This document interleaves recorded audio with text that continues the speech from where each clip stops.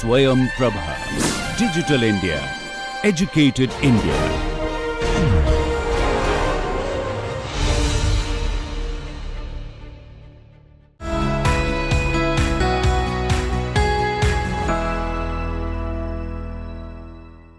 So, we will start with the lecture today.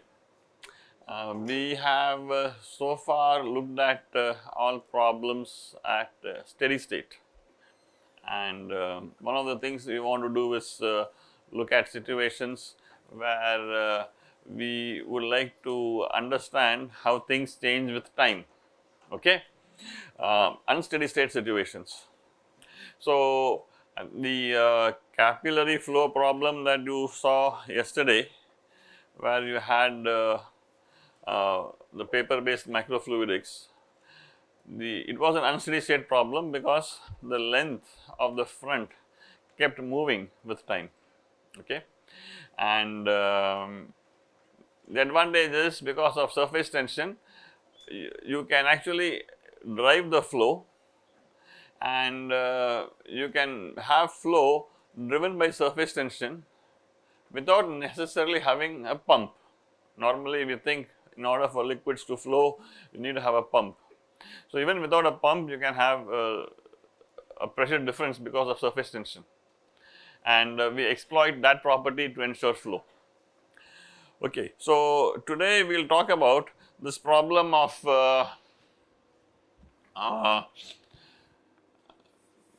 the startup of flow in a pipe. Okay. The liquid is at rest initially at time t equal to 0. So, I have a pipe which contains liquid which is at rest, and so this is the radial direction, and this is r equals r, outer radius. And what I do is, at time t equal to 0, I apply a pressure gradient. So, at t equal to 0, we apply a constant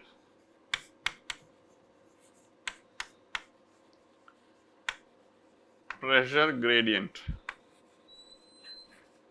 So, when you apply a constant pressure gradient, there is going to be flow, okay.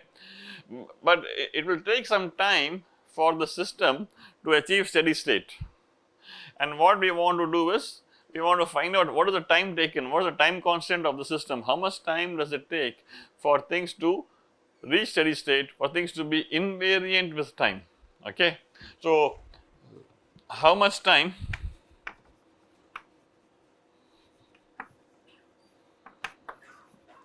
does it take for the system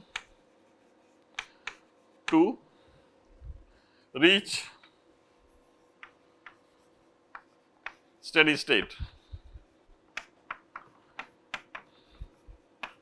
So, if you are really planning to do an experiment, if you are interested in the time dependent profile, of course, you have to monitor from time t equal to 0 all the way.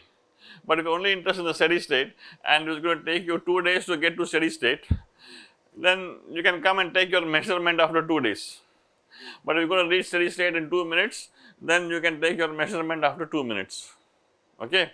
So, that is the idea. We may be interested in a problem of this kind, the time taken to reach steady state. Now, so again, we want to keep life simple, and what we are going to do is, we are going to assume that this cylinder is infinitely long, and we are going to focus somewhere in the middle of the cylinder.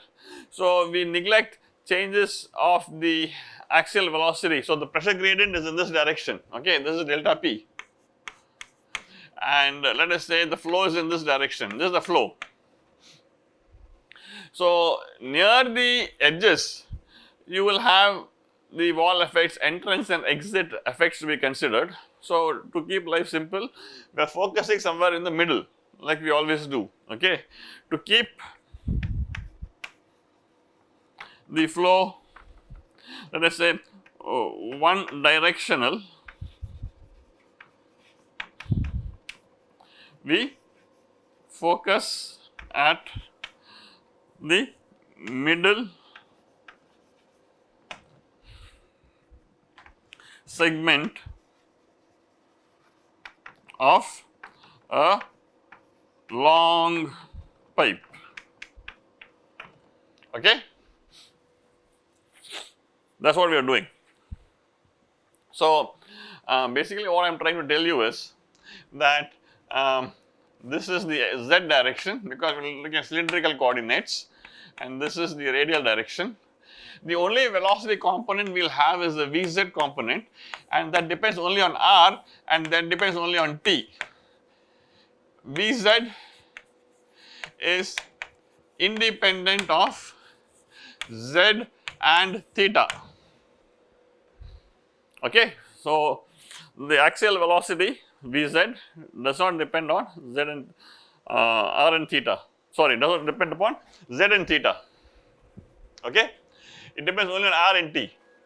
So, if you were to simplify the Navier-Stokes equations now, what you would get is basically rho dvz by dt equals minus dp by dz plus mu by r d by dr of r dvz by dr.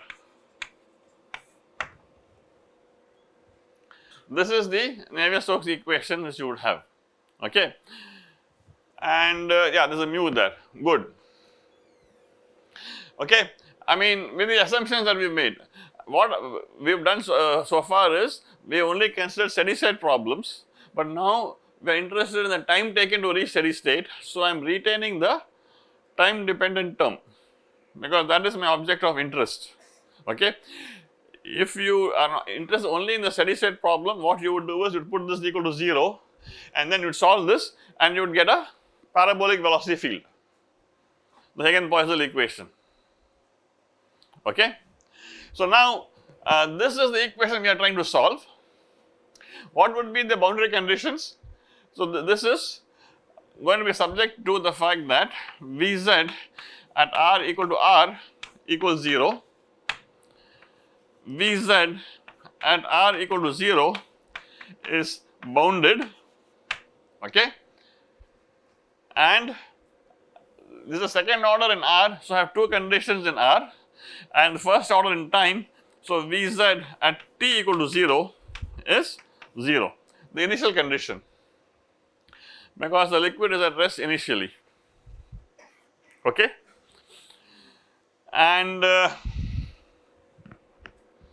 this is your classical problem. Now, if you bother to think back maybe 3-4 months back, we spoke about partial differential equations in the maths course. And what kind of an equation is this? This is a parabolic equation, okay, and that is the class it belongs to, and this is a non-homogeneous equation because there is a dp by dz term which is externally imposed, which is driving the flow, okay. So, this is an example of a parabolic non-homogeneous equation, okay. I mean, this is the source of non-homogeneity. So, the source, this dp by dz makes it non-homogeneous, and this guy makes it parabolic, okay. So, what we want to do is we want to of course try and reduce this to a problem which we know how to solve, okay. And the kind of problems that we know how to solve is the parabolic initial condition problem, where the initial condition is non-zero. So, this is a problem where the initial condition, this is the initial condition, and these two are the boundary conditions because they are specified at the boundary. The initial condition is 0. So, we want to make some transformations to convert this to a parabolic initial condition problem. Okay. The point is, I mean, maths, transport, everything is related to each other. Okay. So, before we do that, I want to make this equation dimensionless. Okay. And so, I am going to call this minus dP by dz as G, and this is positive, right. Pressure is going to decrease with Z. So, dP by dz is negative, minus dP by dz is positive. So, since you want to deal with, so if G is great means the pressure gradient is large. So, G is the positive quantity, okay. And I am going to write this equation as rho dVz by dt equals G plus mu by R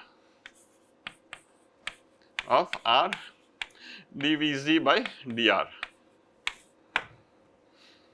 Okay. This is the cylindrical coordinates term. Now, we make it dimensionless. In order to make it dimensionless, the first thing we have to do is we have to choose characteristic scales. Okay. So, to render this dimensionless, we need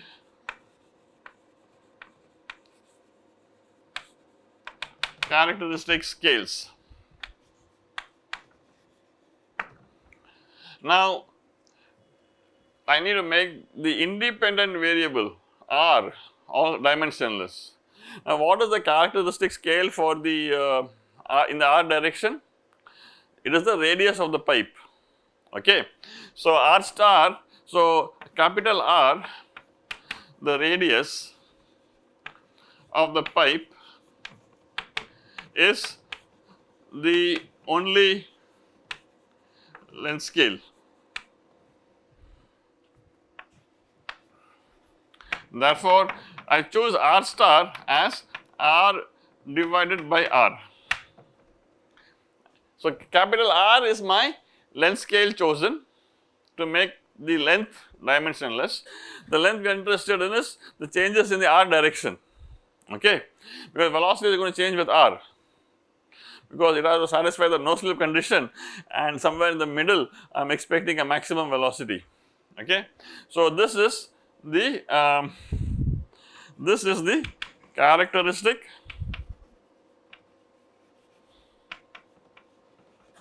length scale. Now, I need to also make my dependent variable dimensionless, okay, and the dependent variable is the axial velocity. How do I make that dimensionless?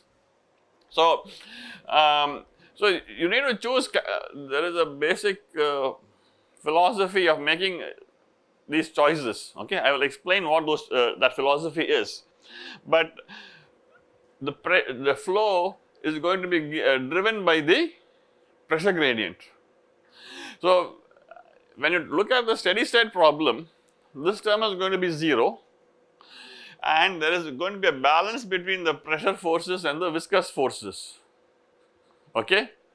So, at the steady state, these two forces have to balance each other, and I am going to find what is the velocity scale by considering this balance between these two forces, okay. So, for example, if I choose, so I have G plus mu by R d by dr of R dVz by dr, okay, must be equal to 0 at steady state, okay. Now, if I write this in terms of R star, if I write this in terms of R star, what will I get? G plus mu. There are 1, 2, 3 R's at the bottom, 1 R at the top. So, I am going to get R squared here, R star d by d R star times R star times dVz by dr star Vz characteristic. Okay, these are balancing each other. What have I done? I am just saying Vz star is Vz divided by Vz characteristic. Okay, basically the star represents my dimensionless variable, and so this is my dimensionless variable, this is the actual variable, and this is the characteristic scale which I am using to make it dimensionless. Now, I want these two terms to balance each other.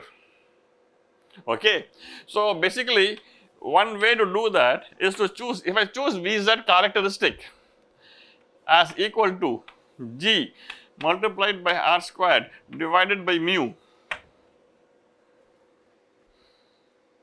Okay, yeah, I did, coming from here to here, I changed R to R star and Vz to Vz star. Okay, and I need to choose my Vz characteristic like this.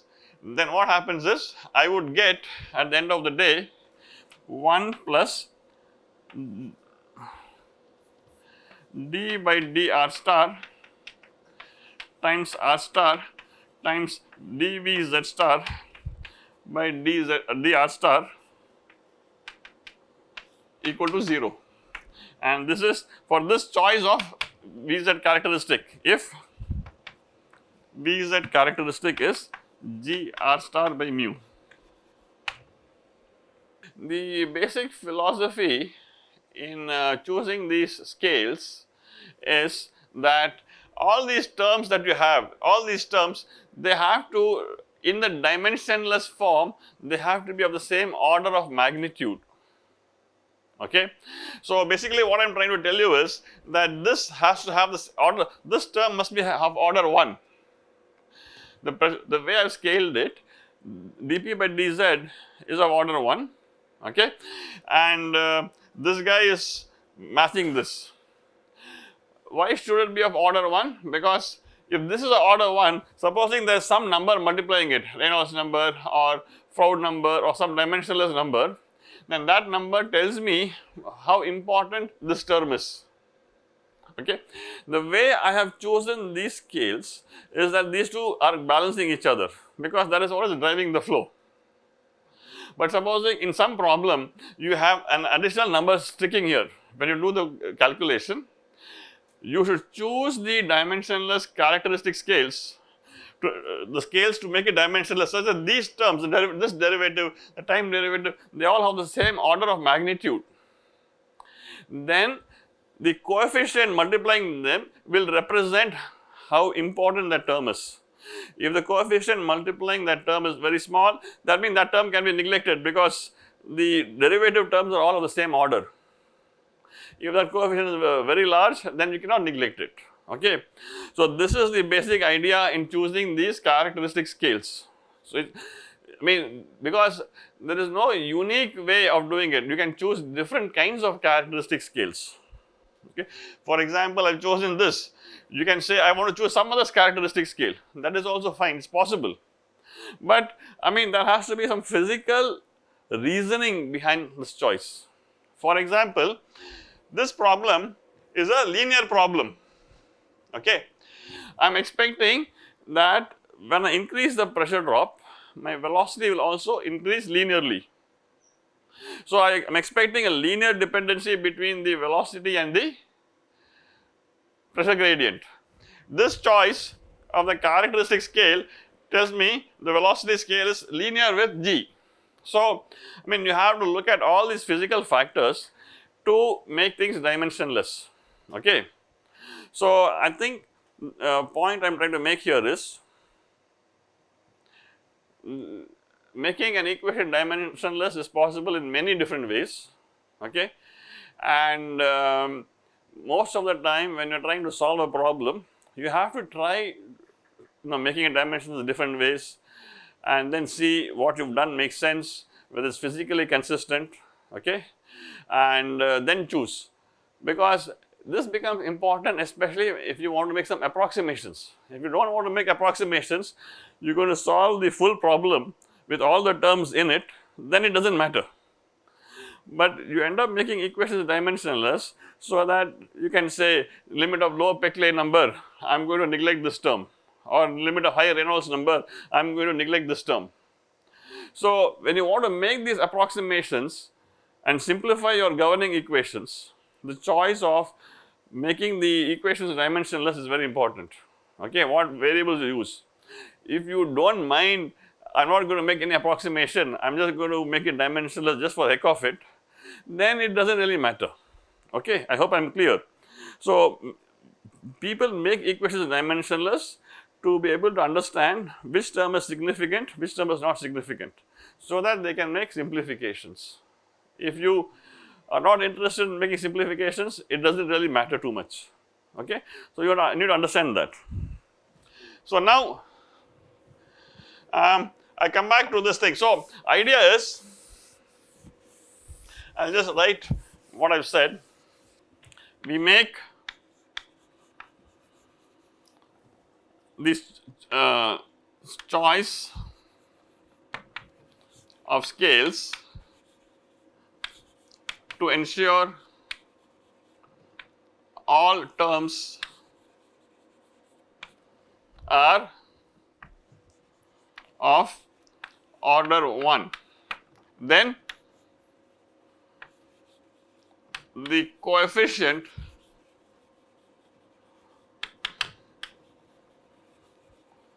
multiplying them indicates how important that term is, okay. That is the point. So, I mean, I think yeah. So, now what I want to do is I fix the dimensionless R scale, I mean scale for making R dimensionless, got the velocity scale by telling you that viscous forces are the ones which are balancing the pressure drop, okay. I found these two. There is one more independent variable which is the time. I do not know what the time scale is, okay. I need to find the characteristic time to make T dimensionless. So, let us say T characteristic is the characteristic time,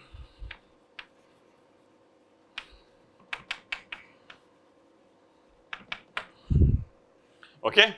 I am going to write all these variables in terms of dimensionless variables by putting a star, okay. So, T I will write as T star is T divided by T characteristic, correct. So, T is T star multiplied by T characteristic, and you can use the chain rule of differentiation, because I am going to change my independent variable from T to T star. So, T characteristic comes out, okay. I get rho by T characteristic times V Z star. I am going to write this as d by dt star of V Z star, okay, and V characteristic is G R squared by mu equals G plus mu by R squared times Vz characteristic is also G R squared by mu, and this is Vz characteristic d by dr star r star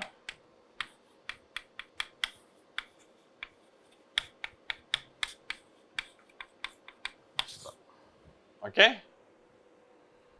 So, what have I done? Wherever R is there, I have written it in terms of R star multiplied by capital R. So, I have 3 capital R's, one cap at the bottom, one capital R at the top. So, I get R squared, okay. And how did this come? Because the Vz has been converted to Vz star, okay, and I get this. So, now you can simplify things. You can see R cancels off, G is there everywhere, so J cancels here, and what you are left with is R squared divided by nu, the kinematic viscosity, times the characteristic, times dVz star by dt star equals 1 plus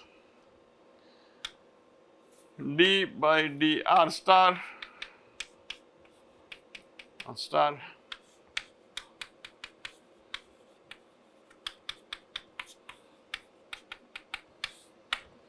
okay. This is what I am getting. So, clearly, okay, one choice that I can make for T characteristic is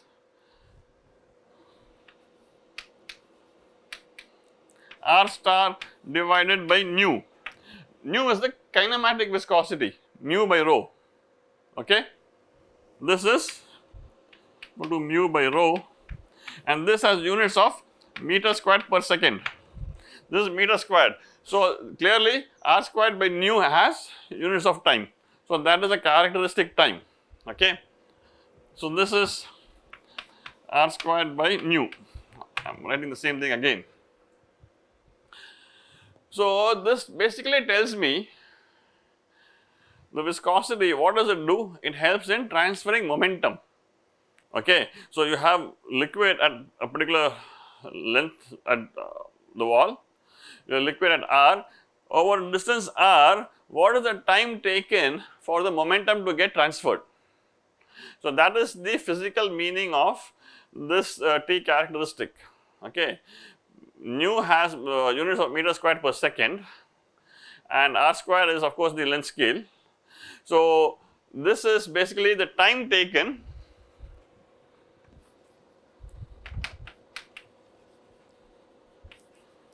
for momentum to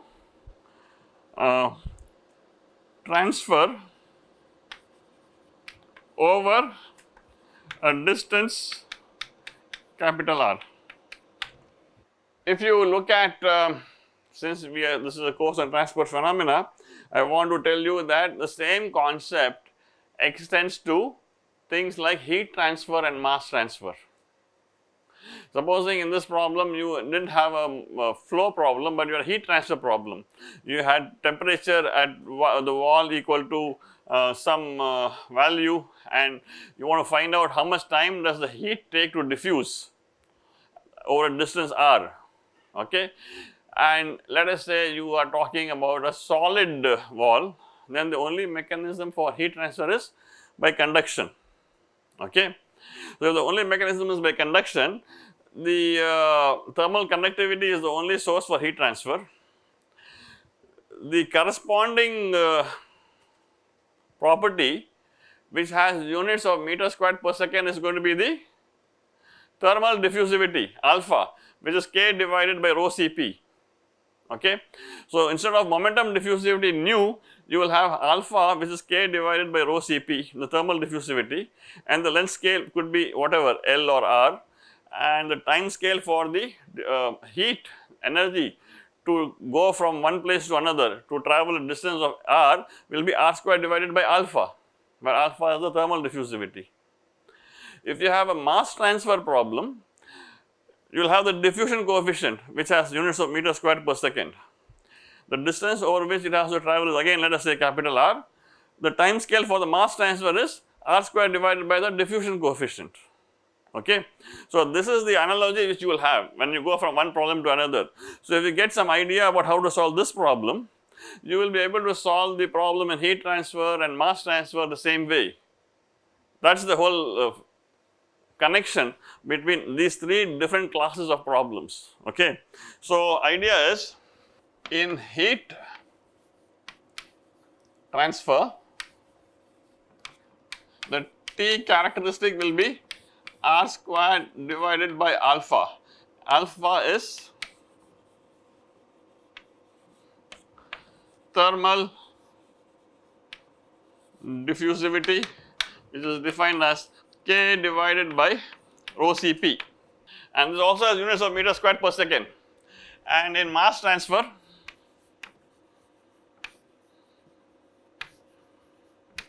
we have D, the diffusion coefficient, which has units of meter squared per second, and the T characteristic will be R squared divided by D. What are we doing here? We are saying that the only mechanism for heat transfer is by molecular diffusion.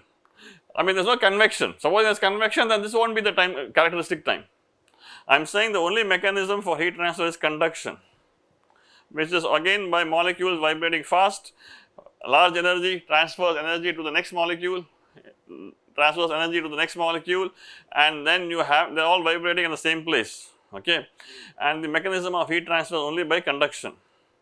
So, as long as the mechanism of heat transfer is only by conduction, mechanism of mass transfer is only by diffusion, and this is only by the kinematic viscosity, then this analogy is there, okay. The flow is all one dimensional, and then you are in good shape. So, this is, so basically once you understand these analogies, you will be in a position to solve, take ideas from one problem and apply it to another problem, okay. So, to make things simple now, I'll choose T characteristic as R squared by nu, then my dimensionless equation becomes dVz by dt star equals 1 plus 1 by R star d by dr star of R star dV z star by dr star. And boundary conditions are Vz star at T star equal to 0 is 0, Vz star at R star equal to 1 is 0, and Vz star at R star equal to 0 is bounded. I have just written all the boundary conditions in terms of the dimensionless variables.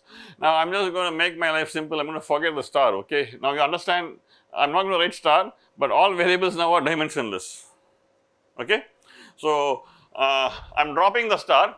So, now, this is a non-homogeneous problem and it is a parabolic problem, like I said earlier. I want to now convert it to one of my classical problems that I had, okay. And one way by which we can do it is, rather than talk about at every instant of time, how does the system evolve from rest to the steady state, people like to talk about what is the deviation from the steady state, how far are you away from the steady state, okay. So, basically what people do is, we can transform this problem to understand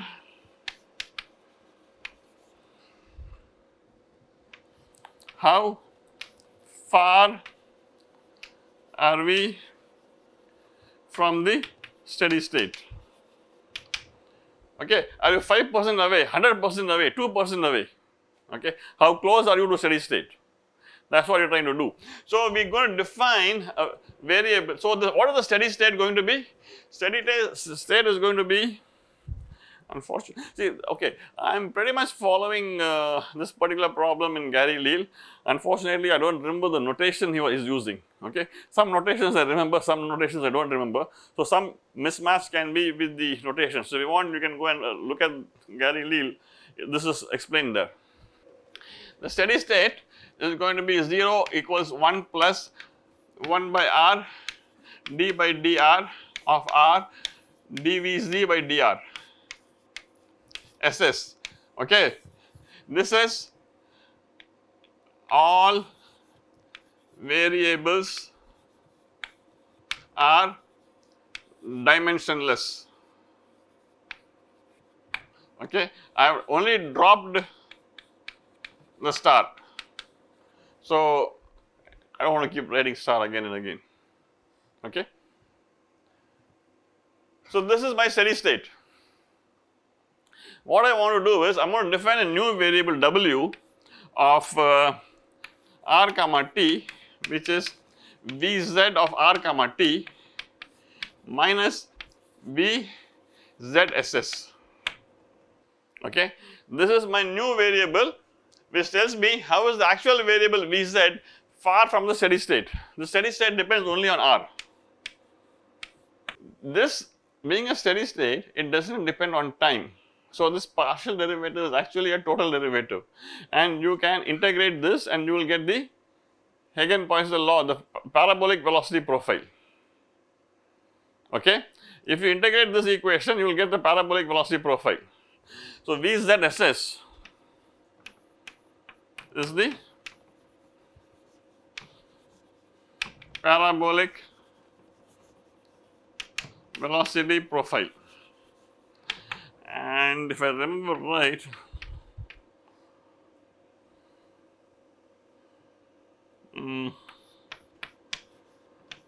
r square. Okay, at r equal to 1 it satisfies this, at r equal to 0 is bounded. If I differentiate this with respect to r, I get minus 2r, again r squared, and I will get, yeah, this is fine. If you solve this, you will get this. Now, this vzss is a second order equation. Okay, you need boundary conditions to solve it. What are the boundary conditions I have used? I have used the fact that at steady state, vzss at r equal to 1 is 0 and vzss at r equal to 0 is bounded. So, these are the boundary conditions which I have used. Okay. So, what I have done is I found the steady state which I expect to be parabolic because this is a fixed pressure gradient problem, and now to find the transient I am trying to figure out how does this, I am going to find out w. Okay. If I find out w, all I have to do is add it to vzss, I can find out v, and you will see what is the advantage of doing it this way. Okay. I think I should not have erased that. Okay. So, the unsteady state problem is dt equals 1 plus that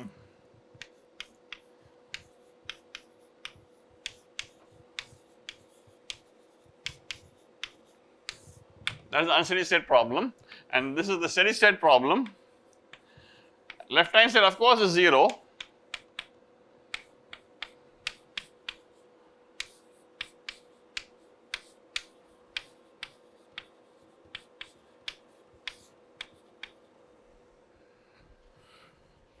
Okay. So, I am just, this is 0, okay, but I am just writing it right now. This is independent of time. I am going to subtract these two. So, if I subtract these two, what do I get? d by dt of Vz minus Vz steady state. This one cancels off and I get 1 by r d by dr of r dv d by dr of Vz minus Vz steady state.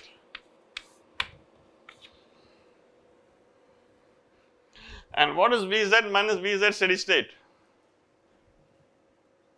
It is nothing but w. Okay. So, this tells me I have dw by dt equals 1 by r d by dr of r dw by dr. So, I had a non-homogeneous parabolic problem. By doing this transformation, I have converted it to a regular parabolic problem which is homogeneous. Okay. So, this is a homogeneous parabolic problem.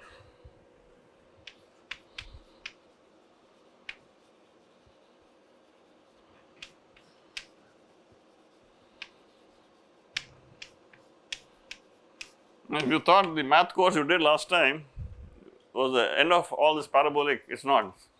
It's going to haunt you, okay, even in this course. And now I know VZSS. I need to know the boundary conditions which W has to satisfy, right, and the initial conditions. At R equals 1, the steady state satisfies the no slip condition. VZSS is 0 at R equal to 1. VZ also satisfies 0. So, W also has to satisfy 0. Okay. W at R equal to 1 equals 0. At R equal to 0, W at R equal to 0 is bounded, because velocity is bounded, steady state velocity is bounded, actual velocity bounded, W will also be bounded, the deviation. What about the initial condition? At t equal to 0, t equal to 0, what is Vz?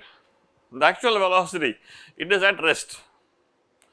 Vz is 0 and VZSS you already found out, okay.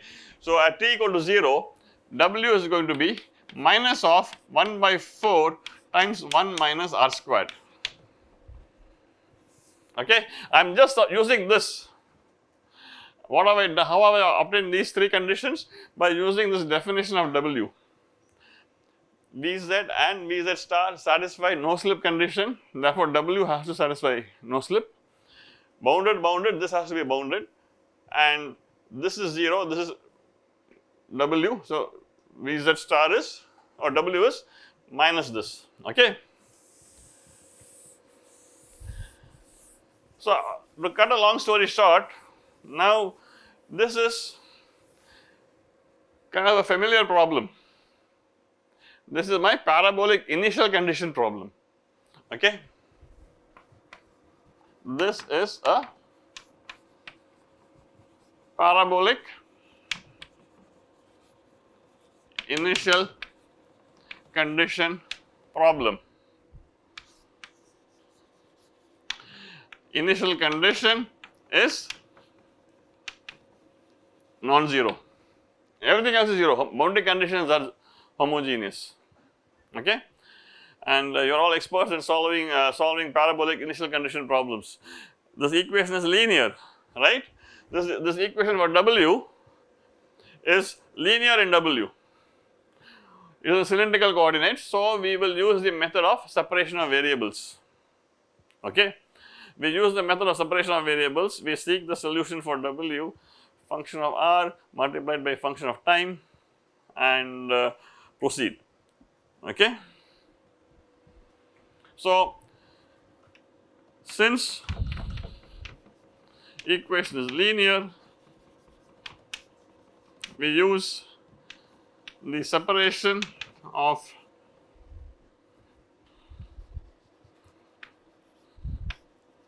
variables approach, okay. We seek W of R comma t as theta of t multiplied by R of R, okay. So, what you do is you substitute this particular form in this differential equation, you substitute this form in this differential equation and divide by R and theta, which is the very classical approach all of you should know, and I am just going to write this as theta dash divided by theta equals 1 by R times 1 by R d by dr of R dr by dr. What have I done? I have substituted this form of W in this equation. When I substitute this form of the equation this form here, derivative of w with respect to t will be theta dash. This theta dash is with respect to time. Okay, and multiplied by r will come. Here I will have r inside because this is derivative with respect to r, and theta outside. I divide by r theta, I get this. Okay. So anyway, I mean this can be done. This is just some mathematics which you must have done in your BTech second year. The argument is that this is a function of time and this is a function of r, and the only way these two can be satisfied is if both of this is equal to a constant, and we call this constant minus lambda squared. Because this is an ODE in time, what is the solution for theta? Theta of t will be of the form e power minus lambda square t, okay, some theta naught. This is just by integration, but I do not know what the lambda squares are. Okay, I need to calculate the lambda square, and remember this lambda square is the one which is going to tell me how quickly my system is going to attain steady state. Okay, because that is my time scale, the lambda square. Supposing lambda square is very, very large, that means e power minus something will be 0. That means w is 0, w is the solution. That means I am very close to steady state. If w is not 0, I am far away from the steady state. So lambda squared is basically an indication of how much time it is going to take for me to go to steady state. Okay, that is the physical meaning of the eigenvalue that we have. This lambda is of course the eigenvalue, and that is determined by solving,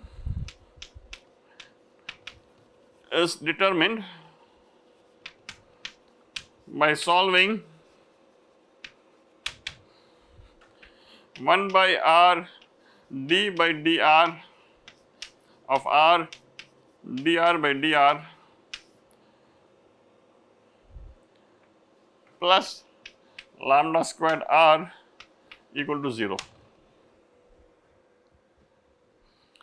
And again, if you remember what you did last time, the solutions to this is in the form of Bessel's functions. Okay, and I'll just write the solution. We'll continue this in the next class. So basically, the solution to r of r is in the form of C1 J0 lambda r plus C2 Y0 lambda r. We do not worry about, I mean this is just standard, okay, and we do not worry about this because this is unbounded at r equal to 0. So therefore C2 has to be 0, C2 equals 0. This is the only thing which is going to contribute because J0 is not unbounded. And how do you find lambda? By using the boundary condition J0 of lambda equal to 1, because at r equal to 1 w must be 0 and r at r equal to 1 must be 0. I will continue from here. I will redo this last part again next class, and then we will take it forward. Okay.